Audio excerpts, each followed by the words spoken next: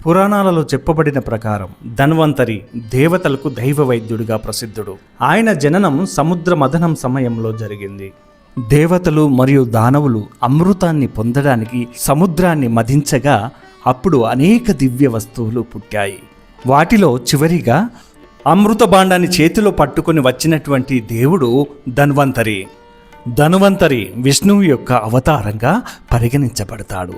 ఆయనే వైద్య శాస్త్రానికి పితామహుడు, ఆయుర్వేదానికి మూలం ధన్వంతరి అని చెప్పబడుతుంది. అనేక పురాణాలు ధన్వంతరి గురించి వివరిస్తాయి. ముఖ్యంగా భాగవత పురాణం, మహాభారతం, గరుడ పురాణం మొదలైనవి. దేవతలు దానవులు ఇద్దరూ కలిసి అమృతాన్ని పొందేందుకు నిర్ణయించారు. వారు మందర పర్వతాన్ని బదనదండంగా చేసి వాసుకిని తాడుగా చేసుకున్నారు. సముద్ర మదనం అవుతున్న కొద్దీ విషము, రత్నాలు, కామధేనువు, ఐరావతం ఇలా అనేక దివ్య వస్తువులు బయటకు వచ్చాయి. చివరిగా కాంతుల వెన్నెలలో నీలవర్ణుడైన ఒక దివ్య పురుషుడు ప్రత్యక్షమయ్యాడు. ఆయన చేతిలో అమృత కలుషం, కళ్ళలో కరుణ, ముఖంలో సౌమ్యం. దేవతలందరూ నిమగ్నమై నమస్కరించారు. ధన్వంతరి చేతిలో ఉన్న అమృత కలశమును చూసి దానవులు ఆశతో ముందుకు పరిగెత్తారు. వారు దాన్ని హస్తగతం చేసుకునే ప్రయత్నం చేశారు. అప్పుడు శ్రీ మహావిష్ణువు మోహిని రూపంలో ప్రత్యక్షమయ్యాడు. మోహిని తన యుక్తితో రాక్షసులకు ఇవ్వకుండా దేవతలకు మాత్రమే అమృతాన్ని ఇచ్చింది. కాలం గడిచింది. భూమిపై మానవులు పెరిగారు. వీరితో పాటు తీవ్రమైన వ్యాధులు పెరిగాయి. వ్యాధుల తీవ్రత ఎక్కువ కావడంతో దేవతలు మళ్ళీ విష్ణువు ప్రార్థించారు. ప్రభు, మానవులు వ్యాధితో నలుగుతున్నారు. వారికి ఉపశమనం ఇవ్వగల దివ్య వైద్యుడు కావాలి. అప్పుడు విష్ణువు మృదుస్మితంతో ఇలా అన్నాడు, కలత చెందకండి, ధన్వంతరి రూపంలో నేనే అవతరిస్తాను. కాశీ దేశపు రాజు దీవోదాసుడు. మహారాణి సుశీల గర్భంలో దివ్యకాంతి ప్రవేశించింది. సమయానుకూలంగా ఒక బాలుడు జన్మించాడు. ఆయన కళ్ళల్లో కరుణ, హృదయంలో జ్ఞానము, శరీరంలో తేజస్సు. దేవతలు ఆకాశం నుండి పుష్పవర్షం కురిపించారు. ఆయనకు ధన్వంతరి అని పేరు పెట్టారు. ధన్వంతరి బాల్యం నుంచే ప్రకృతిని ప్రేమించాడు. ఔషధ మొక్కలపై ఆసక్తి చూపాడు. ఒకసారి అడవిలో గాయపడిన జింకను తాను తయారు చేసిన ఔషధంతో వ్యాధిని నయం చేశాడు. అప్పటి నుండి ప్రజలు ఆయనను దైవ వైద్యుడు అని పిలవడం ప్రారంభించారు. ధన్వంతరి తపస్సు చేసి మహర్షి ఆత్రేయుడు దర్శనం పొందాడు. ఆయుర్వేదం రహస్యాలను తెలుసుకుని వాటిని వ్యవస్థీకరించాడు. ఆయన వైద్య శాస్త్రాన్ని 4 భాగాలుగా విభజించాడు. శస్త్రతంత్రం, చికిత్సతంత్రం, కౌమార భృత్యం, భూత వైద్యం తన శిష్యులకు బోధించాడు. వైద్యుడు కేవలం ఔషధమిచ్చేవాడు కాదు, అతడు జీవన విధానాన్ని సరిదిద్దేవాడు. ఆయన శిష్యులలో ముఖ్యుడు సుశ్రుతుడు. ఇతడు తర్వాత కాలంలో సుశ్రుత సంహిత అనే గ్రంథాన్ని రచించాడు. ధన్వంతరి తన శిష్యులకు ఒక గాఢమైన బోధన ఇచ్చాడు. శరీరంలో వ్యాధి పుట్టేది మనసు కలుషితమైనప్పుడు. ఆత్మ ప్రశాంతంగా ఉంటే శరీరం సుగమంగా ఉంటుంది. అతడు ప్రకృతి సమతుల్యం, ఆహార నియమం, ధ్యానం గురించి బోధించాడు. ఔషధం కంటే మనిషే ప్రధాన వైద్యం అని ఆయన ఉపదేశించాడు. ధన్వంతరి కాశీ రాజ్యాన్ని విడిచి తపస్సు కోసం హిమాలయాలకు వెళ్ళాడు. అక్కడ దివ్యలోకాలకు చేరి దేవతలలో విలీనమయ్యాడు. ప్రతి సంవత్సరం దీపావళికి ముందు రోజు ధన్వంతరి యొక్క జయంతిగా జరుపుకుంటారు. ఆ రోజున ప్రజలు ఇలా ప్రార్థిస్తారు, ఓం నమో భగవతే వాసుదేవాయ, ధన్వంతరే అమృత కలశ హస్తాయ.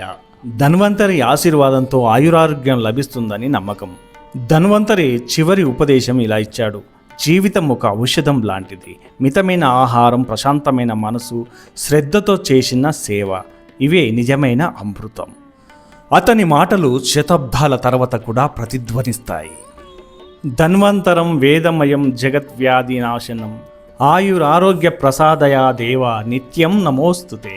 కార్తీక మాసం కృష్ణపక్షం త్రయోదశి దీపావళికి ముందు రోజు ముహూర్తం సాయంత్రం సూర్యాస్తమయం తర్వాత దీపాల సమయాన పూజ చేయడం ఉత్తమం.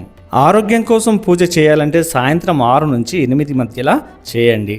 మనం ఇప్పుడు ధన్వంతరి దేవునికి పూజను ఎలా చేయాలో తెలుసుకుందాము. ఒక శుభప్రదమైన స్థలంలో మహావిష్ణు స్వరూపమైన ధన్వంతరి దేవుని యొక్క ఫోటో పెట్టండి. ధన్వంతరి చిత్రపటం ముందు పసుపు, కుంకుమ, చందనం, పూలు. ముఖ్యంగా తులసి, మల్లె, చామంతి, గంగాజలం లేదా శుద్ధ జలం. నైవేద్యం పాలు, పండ్లు, చక్కెర, నెయ్యి, దీపం. ఒక చిన్న తామర ఆకుపై నాణ్యం లేదా బంగారు నాణ్యం పెట్టండి. నెయ్యి దీపం వెలిగించండి. ముందుగా నీటితో ఆచమనం చేసుకున్న తర్వాత ఓం ధన్వంతరేయ నమః అనే మంత్రం జపించండి. తర్వాత కళ్ళు మూసుకుని ధన్వంతరి రూపాన్ని మనసులో ధ్యానించండి. ఆయన చేతిలో అమృత కలశం, శంఖం, చక్రం, జలౌషధం ఉన్నట్లుగా ఊహించండి. ఓం నమో భగవతే వాసుదేవాయ ధన్వంతరయే అమృత కలశహస్తాయ సర్వమయ వినాశనాయ త్రైలోక్యనాథాయ మహావిష్ణువే నమః. ఈ మంత్రంతో దేవుడిని పూజా మందిరంలోకి ఆహ్వానించండి. పసుపు, కుంకుమ, చందనం అర్పించండి. పూలు చల్లండి. అగరవత్తులు వెలిగించండి. నైవేద్యం పెట్టి మంత్రం జపించండి. ప్రధానమైనటువంటి ధన్వంతరి యొక్క మంత్రం ఓం నమో భగవతి వాసుదేవాయ ధన్వంతరియే అమృత కలశహస్తాయ సర్వమయ వినాశనాయ త్రైలోక్యనాథాయ శ్రీ మహావిష్ణువే నమః. ఈ మంత్రాన్ని 108 సార్లు జపించడం శ్రేయస్కరం. ఇది శరీరంలోని దోషాలను, మనసులోని భయాలను తొలగిస్తుంది. ప్రార్థనా మంత్రము ధన్వంతరాయ నమః. మమ శరీరమయానాశనం భవతు. మమ కుటుంబాయ ఆయురారోగ్యం సుఖం ప్రసాదయ. తులసి పత్రం మరియు పసుపు అర్చన చేయండి. గంగాజలంతో అక్షింతలు చల్లండి. ఓం ధన్వంతరే నమః అని 101 సార్లు జపించండి. నైవేద్యం పెట్టండి. దీని ద్వారా వ్యాధులు, దుఃఖాలు తొలగిపోతాయి.